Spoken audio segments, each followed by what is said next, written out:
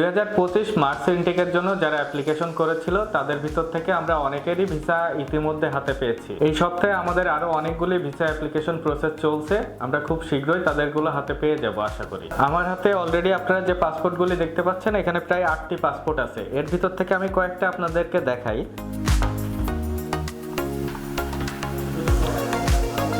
MD Tozammel Hossain তরুণ, তার ভিসাটি আমরা হাতে পেয়েছি। পরবর্তী ভিসা এমডি রাকিব হোসেন, তার ভিসা আমরা হাতে পেয়েছি।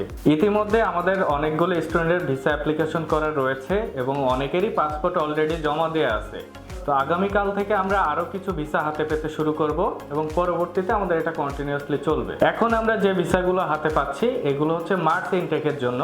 তো 2025-এর মার্চ ইনটেকে যারা ফ্লাই করবেন চায়নাতে, তারা ফেব্রুয়ারির লাস্ট উইক অথবা মার্চের ফার্স্ট উইক এই সময়ে ফ্লাই করবে। কিন্তু তাদের ভিসা অলরেডি আমরা 1 মাস আগে থেকে হাতে পেয়ে গেছি এবং আর্লি বার্ড অ্যাপ্লিকেশনের কারণে এটা পসিবল হয়েছে। তো আপনারা যারা চায়নাতে ইউনিভার্সিটি অ্যাডমিশন এবং ভিসা অ্যাপ্লিকেশন প্রসেসগুলো সম্পর্কে আরো বিস্তারিত জানতে চান, তারা আমাদের সাথে যোগাযোগ করতে পারেন অথবা আমাদের অফিসে এসে সরাসরি কথা বলতে পারেন।